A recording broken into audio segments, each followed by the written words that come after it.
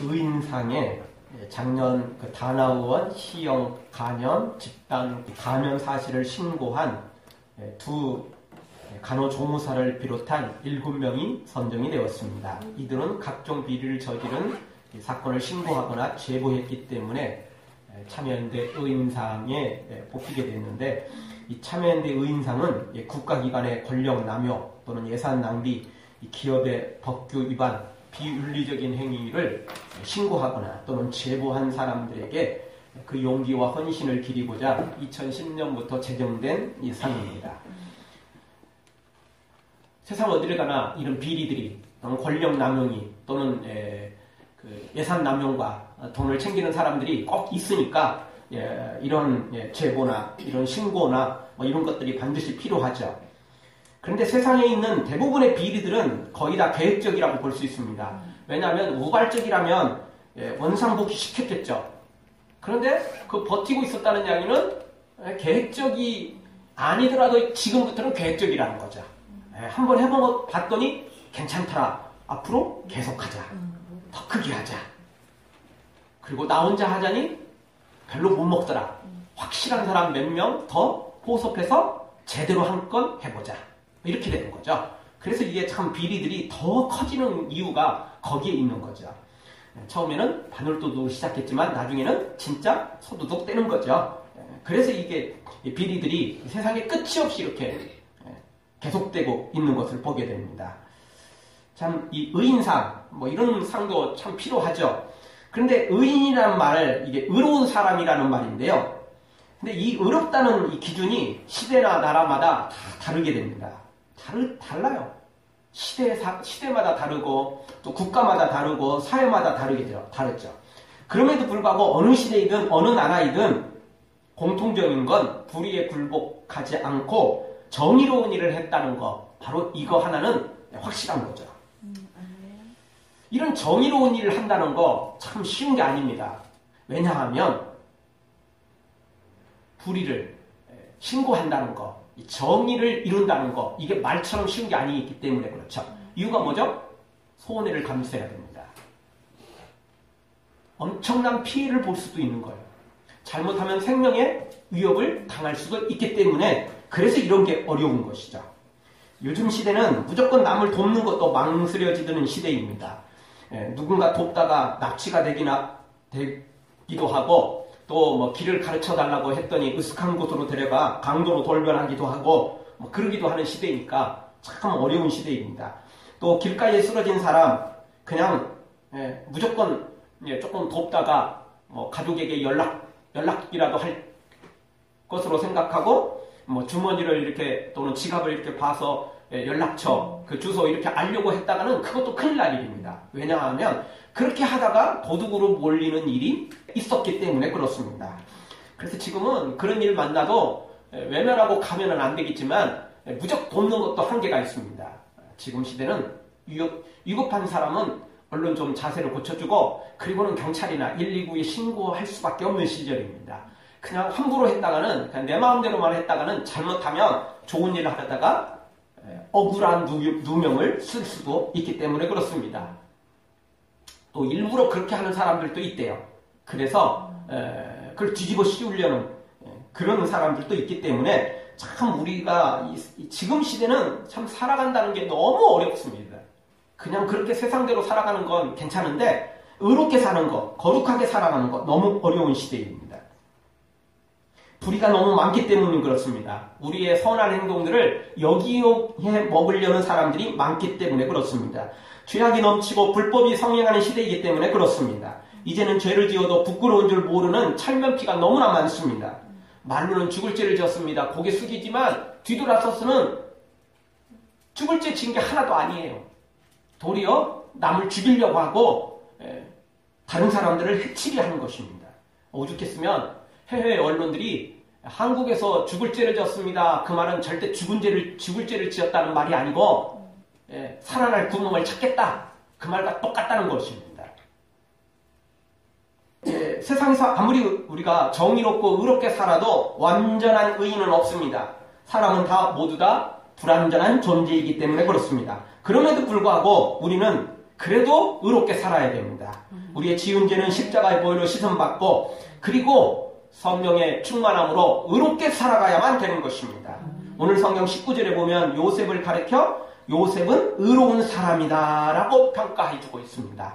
우리도 이런 요셉처럼 의로운 사람이다 라고 인정받아야 되고 그렇게 평가받아야만 됩니다. 그래야 우리가 이 땅에서도 승리할 수 있고 영원한 천국과 상급까지 받을 수 있기 때문에 그런 것입니다. 사랑하는 성도 여러분, 세상에 아무리 죄악이 넘치고 불법이 성행하여도 우리는 요셉처럼 의로운 자다 칭찬받는, 의로운 자다 평가받는 하나님의 사람들로 세워지기를 주의 이름으로 축원합니다. 자, 그러면 요셉은 어떻게 해서 의로운 사람이 되었습니까? 또 우리는 어떻게 해야 의로운 사람으로 인정받을 수 있을까요? 첫 번째로는 타인의 수치를 배려하고 그리고 그 모든 아픔들을 위로해주며 함께하는 것이야말로 의로운 사람들의 모습이라는 것입니다. 타인이 당한 수치를 들추어내고 창피를 주고 그 사람 것을 강조해서 매장시키는 것은 의로운 사람의 모습이 절대 아니라는 것입니다. 정말 하나님의 사람, 의로운 사람은 타인의 수치를 배려해주고 그것을 덮어주고 또 위로해주는 사람입니다. 자, 그렇다고 무조건 죄를 덮어주고 무조건 그냥 죄는 그냥 감싸주고 이것이 진짜 의로운 사람이냐? 절대 그렇지는 않습니다. 여기서 말하는 건 그 수치를 당하는 사람을 배려해준다는 거죠. 죄를 묻어두고 죄를 덮어주고 죄를 그냥 대충 그냥 넘어가 주는 것이 아니라 수치를 당하는 그 사람을 배려해주라는 겁니다. 죄를 묻어두면 안 돼요. 죄를 그냥 넘어가면 안 돼요. 그거는 나도 죽고 그 사람도 죽고 다 죽는 일입니다. 요셉은 정혼자인 마리아가 임신을 하였다는 청천벽력 같은 소식을 듣게 됩니다. 지금 시대는 음란마귀가 넘치는 시대니까 뭐 이런 일이 벌어져도 이제 새사람스러운 일이라고 말하기도 어려운 시절이 되어버렸습니다. 그러나 지금 이 요셉이 살았던 이 시대는 그런 시대가 아니에요. 같은 시대라도 로마 같은 경우는 성적으로 너무 문란하고 타락했지만 이스라엘은 그렇지 않았습니다. 이런 일은 도저히 있을 수도 없는 일이고 만약 이런 일이 벌어지면 사형을 당하던 그런 시대였습니다. 그런데 그런 시대에 요셉의 정혼자가 임신을 해버린 것입니다. 여러분 이런 일이 요셉에게 일어났다고 생각하지 말고 나에게 일어났다고 생각을 하면 요셉의 마음이 충분히 이해가 될 것 같아요. 나에게 약혼자가 있는데 나하고 밤을 보내지도 않았는데 임신을 했어요. 여러분 얼마나 이 분노, 배신감이 얼마나 크겠습니까? 또 내 딸이나 아들이 약혼을 했는데 며느리가 사육감이 이런 일을 벌인 거예요. 그런데 물어봤더니 안 잤대요. 어찌 되겠습니까? 어떤 마음일까요? 그 분노와 절망감은 이루 말할 수 없을 것입니다. 이 배신감, 참 믿었던 사람에게 결혼을 약속할 정도라면 마음을 준 거 아닙니까? 물론 누구처럼 정략 결혼을 했다면 위자료 좀 받고 해결할 수 있죠. 그렇죠? 그런데 그게 아니에요 지금. 여기 정략 결혼은 없습니다. 여기는. 요셉과 마리아가 정략 결혼을 하진 않았어요. 정략 결혼을 할 만큼 무슨 대단한 배경을 가진 사람들도 아니었다고요. 그냥 사랑을 키워갖고 아름다운 가정을 꿈꾸던 그런 두 사람이었는데 어느 날 갑자기 이런 청천벽력 같은 소식이 들려진 것입니다. 그런데 오늘 요셉이 이런 일을 당하고 어떻게 했죠?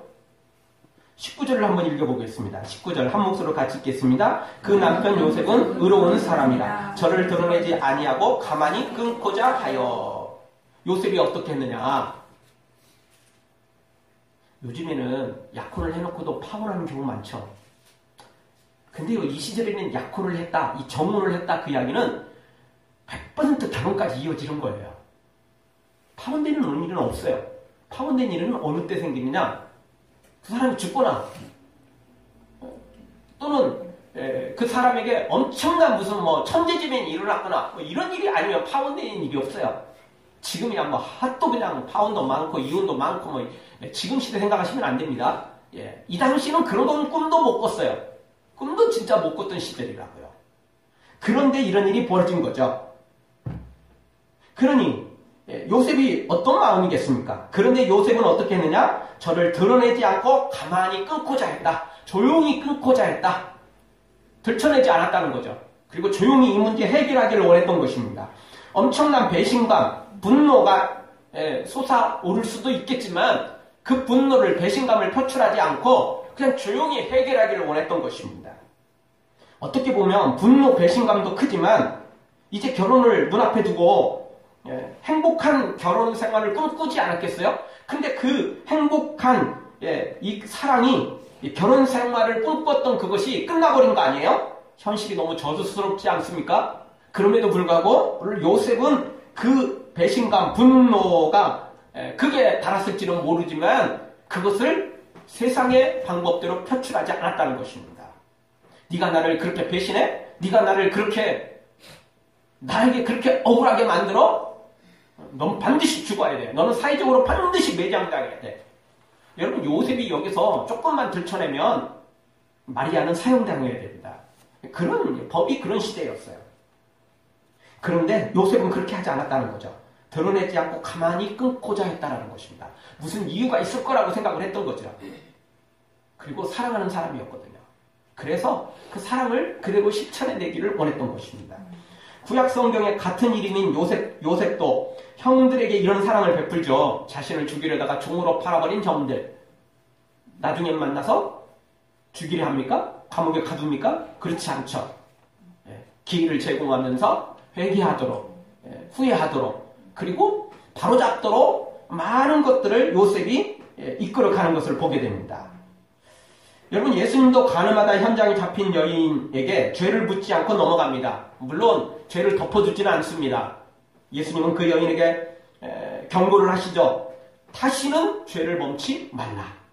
다시는 죄를 범치 말라라고 분명하게 주의를 주고 경고를 하시는 걸 보게 됩니다. 여러분 용서한다는 게 무조건 죄를 덮어주고 용인해주는 것 절대 아닙니다. 죄를 묻어두고 용인하는 것이야말로 그것은 죄를 조장하는 것이 될 수도 있기 때문에 그렇습니다. 바늘 두들길 때 제대로 잡아야지 그거 조용히 넘어가면 바늘이니까 괜찮을 거야. 그러다가는 결국은 소두둑이 될 수도 있어요. 그거를 처음에 막아줘야만 되는 것입니다. 그걸 반드시 남에게 막 들춰내갖고 창피를 주자는 게 아니라 따끔하게 혼나야 되고 그것에 대한 분명한 대가를 치르도록 만들어야 된다는 거예요. 동네방네 소문내가지고 창피를 줄 게 아니고 본인에게 따끔하게 혼을 내든지 아니면 무슨 각서를 써서 이후에 또 잘못하면 더 크게 벌을 주게 만들든지 그 부모에게 찾아가서 동네방네 소문내면 안 되지만 그 부모는 또 알 필요도 있잖아요. 어떻게 보면 반드시 또 알아야 되고 이렇게 하자는 겁니다. 그러니까 상대를 배려해서 그거를 해결하려고 하는 거지 폭로해가지고 들춰내가지고 창피를 주고 그 사람을 사회적으로 매장시키는 것은 의로운 사람의 모습이 아니라는 거죠. 요셉이 그렇게 했다라는 것입니다. 지금은 어떤지 모르지만 예전에는 차가 충돌 사고가 발생하면 이 정비공장에 들어가죠. 그러면 정비공들은 그 차를 분해해서 이제 쭈그러진 곳을 펴게 되는데 울퉁불퉁한 곳은 산소불로 달구어서 빨갛게 되면 한마, 망치 같은 걸로 그것을 두드려서 펴게 됩니다. 근데 산소통으로 빨갛게 달구지 않고 그냥 치면 어떻게 되죠? 더 찌그러지게 돼 있어요. 더 망가지게 돼 있어요. 빨갛게 달궈가지고 그리고 이거를 치면 펴지게 돼 있다는 거죠. 그러니까 잘못한 사람, 죄 지은 사람, 악한 사람한테 무작정 그냥 달려들어서 그걸 펴려고 하면 반발하게 되고 그런 악한 자는 우리를 오해하게 되고 그리고 더 해를 끼치려고 한다는 것입니다. 그럼 어떻게 해야 되느냐? 불에 달구듯이 우리의 사랑과 배려를 가지고 가야 돼요. 그래야 상대방이 뭔가 감동을 좀 얻고 그리고 변화되는 출발점이 될 수 있다는 것입니다. 요셉은 이렇게 했다는 거예요, 지금. 물론 이것은 하나의 전제를 두고 있습니다. 그것은 뭐냐? 상대방이 이 용서받을 만한 자격을 조금이라도 가지고 있어야 돼요. 죄를 져놓고도 말로만 죽을 죄를 졌습니다 해놓고 뻔뻔하게 큰소리 치는 사람, 이런 사람은 아니에요. 이런 사람은 안 돼요. 그런 사람은 그런 용서를 역이용해 먹는 사람이 된다고요. 그런 것은 값싼 용서입니다. 그런 것은 제대로 된 용서 아니에요. 아름다운 용서 절대 아닙니다. 진짜 용서, 좋은 아름다운 용서를 하려면 조금이라도 그런 마음을 가지고 있는 사람에게 베푸는 거예요. 그런 사람에게 아름다운 사랑과 뜨거운 사랑과 이 용서를 듬뿍 담아 그들에게 쏟아부으면 그들의 마음이 녹아질 것이고 얼음 같은 굳었던 딱딱한 마음이 녹아져서 변화의 조짐이 보이게 될 것입니다. 요셉은 바로 그렇게 했다라는 것입니다. 평소에 마리아가 그렇게 성적으로 물러나거나 또는 형편없는 사람이 아니었던 거죠. 분명히 무슨 이유가 있을 거라고 생각을 했던 것입니다. 그래서 어떤 일이든 이런 문제가 이렇게 생겨버렸으니 더 이상 결혼은 어렵지만 그래도 그냥 조용히 끝내기를 원했던 것입니다. 그래서 본인이 찾아와서 사정을 이야기하고 용서를 구하든지 아니면 또 다른 방법을 찾든지 어떤 길을 열어주기를 원했던 것입니다. 사랑하는 성도 여러분, 우리도 요셉처럼 어떤 죄도 먼저 용서와 사랑으로 나아가서 의로운 사람으로 나도 세워지고 그 사람도 변화시켜가는 하나님의 사람들로 세워지기를 주의 이름으로 축원합니다. 두 번째, 어떻게 하면 우리가 의로운 사람으로 될 수 있습니까? 요셉은 어떻게 해서 의로운 사람이라 인정받았습니까? 그것은 하나님의 말씀을 들을 줄 알아야 된다는 것입니다. 하나님의 말씀을 제대로 들을 줄 알 때 우리가 의로운 사람으로 세워질 수 있는 것입니다. 요셉은 상대의 허물을 용서할 마음을 가진 의로운 사람이기도 하였지만 요셉이 더 의로운 사람으로 인정받은 것은 하나님의 말씀을 들을 줄 아는 사람이었기 때문에 그렇습니다. 단순히 그냥 용서한다는 것, 그것이 반드시 좋은 것만은 아니라고 그랬습니다. 잘못 용서하면 바늘도둑이 소두둑되도록 조장할 수 있어요. 그래서 아름다운 용서가 필요한 겁니다. 거룩한 용서가 필요한 것입니다. 그러려면 하나님의 뜻을 알아야 돼요. 어떤 사람이 용서받을 자격이 있는지, 어떤 사람이 그것을 아름답게 받을 수 있는지 뭔가 좀 알아야 된다는 겁니다. 그럼 우리의 마음으로는 현실적으로 한계가 있거든요. 그래서 하나님의 뜻을 구해야 된다는 것입니다. 하나님은 그런 부분에 전문가십니다. 우리의 마음을 아시거든요. 중심을 보시거든요. 그래서 하나님의 뜻에 따라 용서를 하고 하나님에 따라 징계를 하면 문제될 게 하나도 없다는 것입니다. 우리 하나님은 결코 돼지에게 진주를 던져주지 않습니다. 그러나 아무리 큰 죄를 졌다 할지라도 진심으로 하나님 앞에 회개하고 돌아오는 자에게는 하나님께서 용서하시고 기회를 주신다는 것입니다. 돼지에게는 진주를 주지 않지만 그렇지 않은 사람에게는 아무리 더러워도 진주를 준다는 것입니다. 무조건 주진 않죠. 더 빨리 들어가서 목욕해, 깨끗이 샤워해, 그리고 진주를 주시는 거죠. 진주 보여주면서 너 깨끗이 빨리 샤워해, 깨끗이 해, 좋은 옷 입어, 그러면 이 진주 너한테 줄게, 이렇게 하나님 말씀하시겠죠? 그러면 그 진주를 줄 사람에게는 아무리 더러워도 코 막고 내쫓을 게 아니고 목욕탕으로 들여보내서 쉽게 만들면 되는 거예요. 그럼 그러려면 우리가 알아야 되는데 우리가 사람을 잘 모르잖아요. 그래서 하나님의 뜻이 필요한 거예요. 하나님의 계획이 필요한 거예요. 하나님의 눈이 필요한 거죠. 그러려면 하나님의 말씀을 들을 줄 알아야 돼요. 아멘. 오늘 성경 요셉도 하나님의 말씀을 듣게 됩니다. 20절, 이 일을 생각할 때 주의 사자가 현명하여 가로되. 요셉이 이 일을 생각할 때 주의 사자가 꿈에 나타났어요. 하나님의 말씀이 꿈에 임했던 거죠. 이렇게 하나님 말씀을 들을 줄 알아야 돼요. 이것 자체로도 20절 전의 모습도 의로운 모습이었던 건 사실이지만 이거보다 더 의로운 것은 하나님의 말씀을 들어서 하나님의 뜻대로 이 일을 진행하려고 했던 요셉이기 때문에 더 의로운 사람이 될 수 있었던 것입니다. 아멘. 보통 사람들에게는 꿈에 나타나지도 않고 이렇게 하나님의 음성을 듣지도 못하는 겁니다. 또 설사 꿈에 나타났다고 해도 이런 사람들은, 악한 자들은 그런 걸 개꿈으로 치부해버립니다. 그저 무슨 돼지 꿈이나 꿔가지고 복권이나 하나 사는 거 뭐 이런 꿈이나 좋아하지, 이런 하나님의 음성이 임하면 좋아하지 않아요. 왜 좋아하겠습니까? 안 좋아해요. 안 좋아해요. 여러분, 하나님의 꿈은 복권 되면 막 복권 사면 당첨된다 뭐 이런 꿈이 아니거든요. 하나님이 주시는 꿈은 뭔가 희생이 필요하고 헌신이 필요하고 충성이 필요한 것들이 거의 다예요. 물론 그 뒤에 주어지는 상급은 있어요. 그렇지만 지금 당장은 헌신이 필요해요. 희생이 필요해요. 충성이 필요해요. 오늘 요셉도 똑같잖아요. 요셉에게 야, 너 진짜 억울하지? 너 진짜 배신감 느끼지? 너 분노가 그렇게 달았지? 나도 네 마음 안다. 내가 저 말이야 어떻게 해버릴게. 이렇게 주면 요셉이 조금 마음이 시원하겠죠. 자기가 하기에는 조금 뭐하지만, 아니 하나님이 알아서 하신다면, 알아서 하나님이 공의롭게 심판하신다면 사실 속 시원한 일 아니겠어요? 그런데 그게 아니에요. 요셉에게 임한 말씀은 뭐냐면 마리아를 데려오라는 거예요. 결혼하라는 거예요. 이게 보통 일입니까 이게? 그래서 하나님의 말씀을 듣는 것은 쉬운 게 아니에요. 듣지도 못하지만 들려도 제대로 못하는 사람들이 너무 많기 때문에 그런 것입니다. 그래서 오늘 우리가 하나님의 말씀을 사모해야 되고 하나님을 사모할 줄 알아야 돼요. 하나님의 말씀을 들을 귀가 열려 있어야 되고 하나님을 볼 눈이 영안이 열려 있어야 된다는 것입니다. 이런 사람이 의로운 자가 되는 거예요. 내가 더러운데 어떤 일을 할 수 있겠어요? 내 손이 더러우면 만지는 것마다 다 더러워지는 거예요. 내 손이 더러우면 누군가를 도와주는 게 아니고 그 사람한테 해를 끼치는 거예요. 그렇지 않습니까? 내 손이 더러운데 누구의 단추를 잠가주고 머리를 내가 빗겨주면 그 사람이 더 더러워지는 거예요.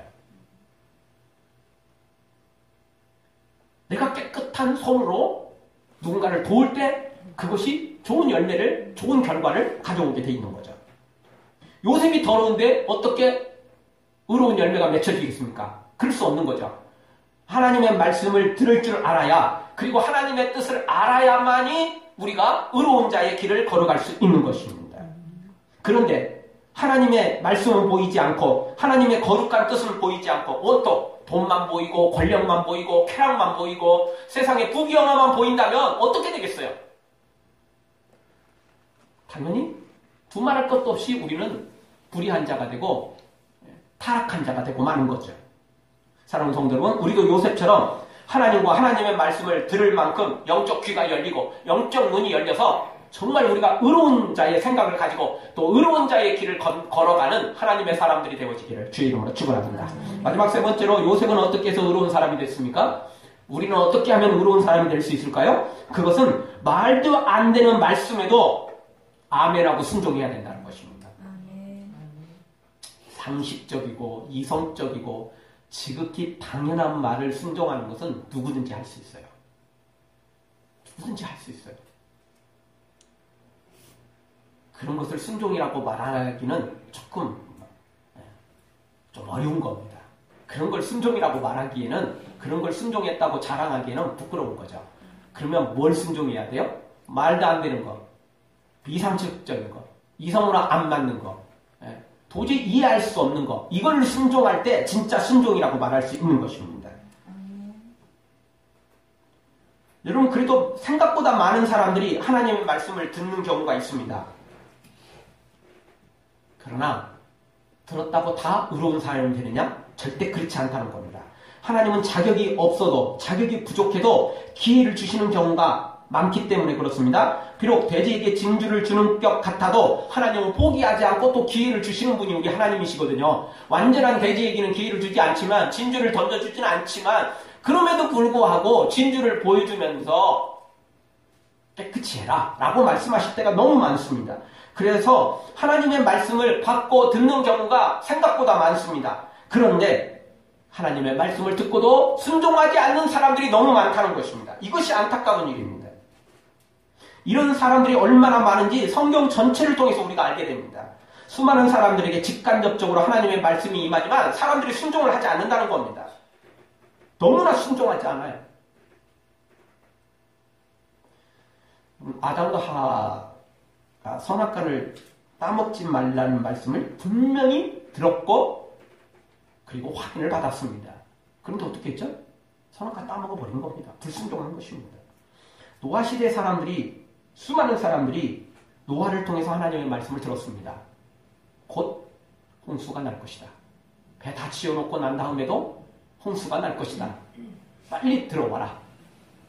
아니, 자기들 보고 방주 만들려고 하지 않았어요. 다 만들어 놓은 거 들어오기만 하면 된다는 거예요. 그런데도 안 들어오잖아요. 안 들어옵니다.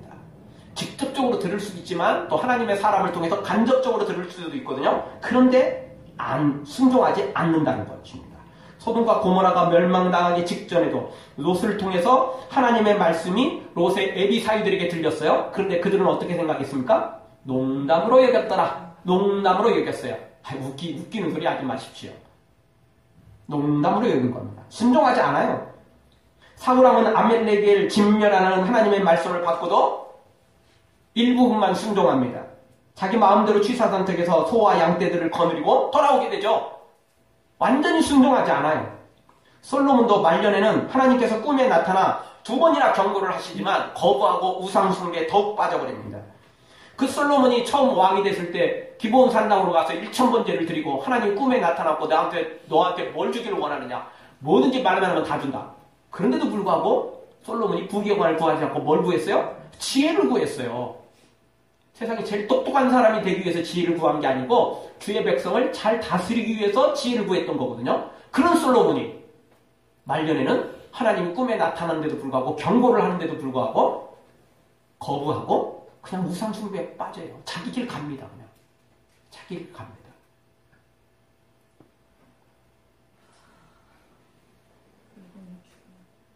이후에도 수많은 왕과 백성들이 선지자를 통해 하나님의 말씀을 전해봤지만 거부하고 듣지도 않고 귀를 막아버리고 또 듣는다 해도 순종하지 않는 것을 성경 전체를 통해서 진짜 마르고 닳도록 우리가 듣고 보게 됩니다.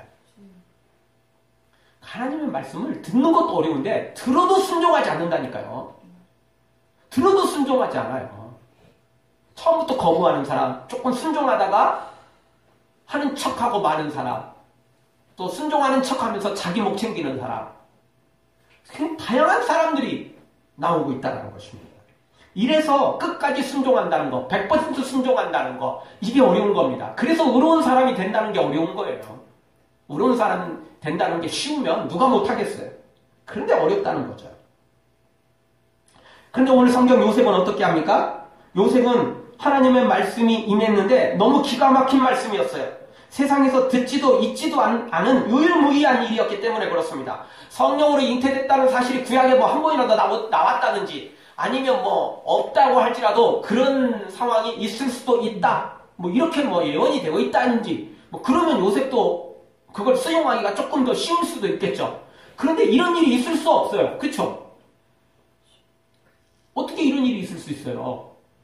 우리야 지금 마리아는 성령으로 잉태됐다. 우리는 성경을 통해서 너무나 잘 알고 있잖아요. 그러니까 한 번 이런 일이 있었으니까 지금도 이런 일이 벌어진다고 치면 그냥 뭐 2번도 있을 수 있겠다. 뭐 그렇게 치지만 요셉은 이거 처음 당하는 일 아니에요. 이런 일은 생각도 못했고 상상도 할 수 없는 일이라고요.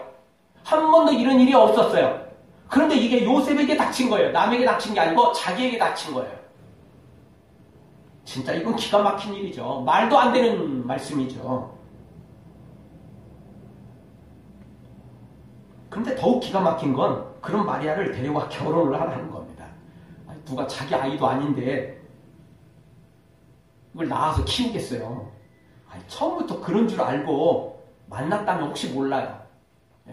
임신한 여자 만나가지고 그래도 이뻐 보이니까 그냥 내가 데려다가 결혼해서 그 애 낳으면 내가 내 자식으로 키울게. 뭐 처음부터 그랬다면 또 뭐 그럴 수도 있겠죠. 근데 이건 그게 아니라고요. 절대 그런 상황이 아니에요. 그런데 지금 데려다 키우래요. 결혼을 하고 그리고 그 아이를 데려다 키우라는 겁니다. 이럴 때 우리나라 사람들이 잘 쓰는 말이 있죠. 내 눈에 흙이 들어가기 전까지는 절대 안 된다는 거죠. 내 눈에 흙이 들어가기 전까지는 안 된다는 겁니다. 그게 우리나라 사람들의 특징이겠죠. 요셉도 똑같은 마음일 거예요. 이거 도저히 있을 수 없는 일이라고요. 한 번으로 끝나면 그나마 다행일 수도 있지만 이런 전력을 가진 사람은 앞으로도 계속될 수 있거든요. 결혼하고서도 계속되면 그거 어찌하겠어요. 방법이 없는 거 아니에요. 그런데 그런 보장도 받지 않고 그냥 요셉에게 하나님의 말씀이 임했는데 마리아는 성령으로 잉태됐다. 걱정하지 말아라. 그리고 데려다가 결혼하고 아이를 낳으면 예수를 하라. 이런 말씀이 임한 거예요. 사실 이거 쉬운 게 아닙니다. 이게 남의 일이라면 뭐 그렇다고 치고 요셉의 일이니까 우리는 지금 쉽게 요셉은 참 거룩한 사람이었구나, 의로운 사람이었구나, 요셉은 뭐 믿음이 좋으니까 그럴 수 있지 이렇게 받아들이지만 내가 그랬다면, 우리 며느리가 그러고 우리 사위가 그랬다면 이게 달라지는 거라니까요. 여러분 교회에서도 보면요, 괜찮은 청년들 보면 저 사위 삼았으면 좋겠다, 며느리 삼았으면 좋겠다, 이런 어르신들 굉장히 많아요. 근데요, 신기한 건 뭐냐면요, 진짜 자기 아들이 며느리 삼자고 데려오고 진짜 자기 딸이 사위 삼자고 데려오면요, 대부분이 거절을 해요. 저는 그거 신기하더라고요. 객관적으로 봤을 때는 믿음 좋고 참 이쁘다, 뭐 괜찮아요, 그래서 뭐 좋다, 뭐 이래요. 근데 막상 자기 사위가 된다고 그러면 뭐 직장이 어떻고 가문이 뭐 조금 부자가 아니고 뭐 그런 거. 또 막상 며느리가 된다고 그러면 뭐 직장이 뭐 그 좋은 것도 아니고 뭐 어찌고 저찌고 이렇게 되는 거예요. 그러니까 남 이야기할 때는 괜찮아. 좋은 며느리감이고 좋은 신랑감이야, 뭐 사위감이야, 이렇게 말하지만 자기 사위가 되고 며느리가 된다면 이게 생각이 바뀌는 거예요. 그게 그래요. 남들만 그런다고요? 아니요. 여러분도 그럴 거고 저도 그럴 것 같아요. 그때 가봐야 알아, 그건. 그건 어떻게 될지 몰라. 그 요셉 이야기는 남의 이야기 아니었어요. 자기 이야기였어요. 그런데 여기서 아멘하죠. 100% 순종해버립니다. 그래서 오늘 25절 보십시오. 25절. 우리 한 목소리로 같이 읽겠습니다. 아들을 낳기까지 동침치 아니하더니 낳음의 이름을 예수라 하니라. 아멘. 24절에서 하반절에서는 주의 사자의 분부대로 행하여 그 아내를 데려왔으나, 분부대로 100% 순종했어요. 그리고 25절에서는 어떻게 했어요? 아들을 낳기까지 동침하지 않았어요. 남자가 결혼해놓고 이렇게 참는 거 쉬운 일이 아닙니다. 그런데 요셉은 100% 아니 120% 순종을 했어요. 오해를 주지 않기 위해서라도, 다른 사람이 오해가 아니고 하나님 앞에서 이 말씀을 100% 순종하기 위해서라도 동침치 않고 그리고 아이를 낳게 되죠. 정말 120% 순종하는 요셉의 모습을 보게 됩니다. 주님 말씀하시면 내가 나아가리다. 주님 뜻이 아니면 내가 멈춰서리다. 나의 가고 서는 곳 주님 뜻에 있으니 오 주님 나를 이끄소서. 요셉은 이렇게 찬양했고 이렇게 고백을 했던 것입니다. 그리고 100% 순종했던 것입니다. 도저히 순종할 수 없는 말도 안 되는 기가 막힌 하나님의 말씀이 임했음에도 불구하고 순종했다는 것입니다. 100%가 아니라 그 이상으로 순종했던 것입니다. 그래서 요셉은 의로운 사람이 될 수 있었던 것입니다.